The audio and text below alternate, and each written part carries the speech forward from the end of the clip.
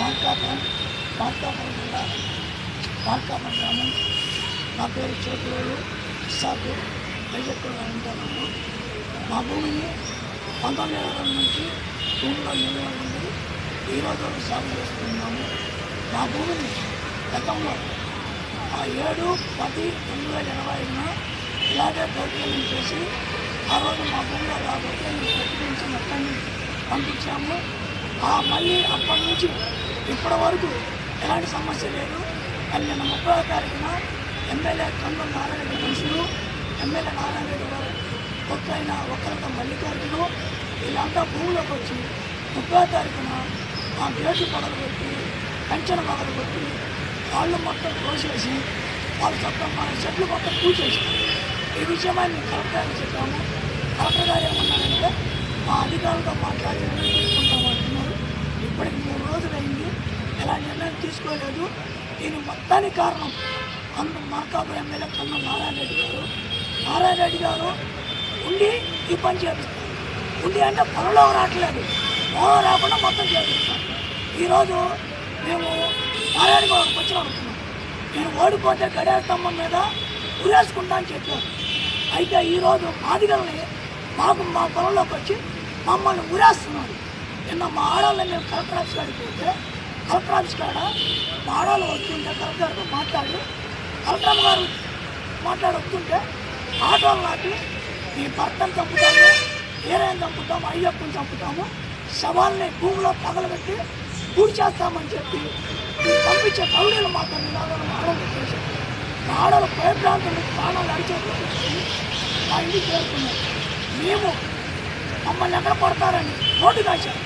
ఒక 50-60 మంది road కాశారు. Road కాస్తే మమ్మ తరుముకుంటే ముళ్ళ కంచెలోకి పడితే మేము మార్కాపురం ఎమ్మెల్యే మా ప్రాణాలకి అన్ని మార్కాపురం ఎమ్మెల్యే నారాయణ రెడ్డికి వాడతారు. మాకు ప్రాణాన్ని ఉంది. ఈ విషయమై మేము కాదు, ఆడ అనుభవించిన ఆడవాళ్ళతో మాట్లాడితే వాళ్ళే చెప్తారు. మంగళవారం రోజు మా మీద ఆటోల మీద దాడి చేసిండ్రు. 10 మంది 20 మంది దాకా వచ్చి మొత్తం మమ్మల్ని ఏం చేయడానికి వచ్చిండ్రో, మరి ఎందుకు పంపించిండ్రో వాళ్ళు మాకైతే తెలియదు. మరి వాళ్ళు అంత చేయడం మమ్మల్ని మరి ఏం చేయాలని వాళ్ళు తీసుకొని ఎంపర్లాడుతున్నారు. ఆటో నిండా చుట్టుకున్నారు, వెనక ముందు మొత్తం చుట్టుకున్నారు మా నిండా. మరి మా పొలంలో మేము ఏం చేసుకుందాం, మాకేం లేదు కదా, మొత్తం దున్ని కంచెంత పడగొట్టి రూములు పడగొట్టి అన్నీ చేసి వాళ్ళు బోర్లు అయ్యాకుంటుంటే మేము మాట్లాడలేక భయపడి ఆ ఆటో అబ్బాయి పోనీ ఏంటి బర్రు తీసుకొని వచ్చిండు ఆటో అబ్బాయి. మేము భయపడి వస్తుంటే వెనక ఉండాలి వాళ్ళని చూసుకుంటామని మమ్మల్ని బెదిరించిండ్రు వాళ్ళు. పొలం మాది, భూమి మాది, మేము దళితులమని మేము ఇన్ని సంవత్సరాల నుంచి బాగు చేసుకుంటా పిల్లలంతా మేము దాని మీద ఆదరించి బ్రతుకుతున్నాం. మా బ్రతుకుల మీద మా నోట్లో మట్టి కొట్టడానికి గతంలో మరి పొలంలోకి దూరి మమ్మల్ని నానా కట్టుకాలు చేశారు, బాధలు పెట్టారు, గుప్పిట్లో ప్రాణాలు పెట్టుకొని. మరి అప్పుడు అధికారులు పోలీసులు తెలియపరిస్తే పోలీసులు వచ్చి మరి సద్దుమణం చేశారు. మరి ఈ రోజున 30 తారీఖు నాడు అదే భూమిలోకి మళ్ళీ వచ్చి మా గేట్లు పక్కలు కొట్టి మా భూ అంతా నాశనం చేసేసి ఆడాళ్ళు అనుకోకుండా మా మీద రాళ్ళు తీసుకొని కత్తలు తీసుకొని ఎగబడిపోయి వస్తుంటే మా ప్రాణాలు అరిచేతిలో పెట్టుకొని మేము బయటపడ్డాము. మాకు న్యాయం జరిగే వరకు మాకు న్యాయం చేయమని, మాకు ఎవరి ద్వారా ఈ ప్రాణం భయంకరంగా ఉందో తెలియట్లేదు. మాకు కందుల నారాయణ రెడ్డి ఎమ్మెల్యే ద్వారాగేమని ప్రతి వాళ్ళు ఎవరయ్యా మీరు మా మీద గట్టి చేస్తారంటే ఆ వచ్చిన రౌడీలందరూ ఒకటే మాట్లాడుతున్నారు, కందుల నారాయణ రెడ్డి పంపించాడు, మీరు బతకరు, ఇంకా మీరు సస్తారని చెప్పి చెప్తున్నారు మమ్మల్ని.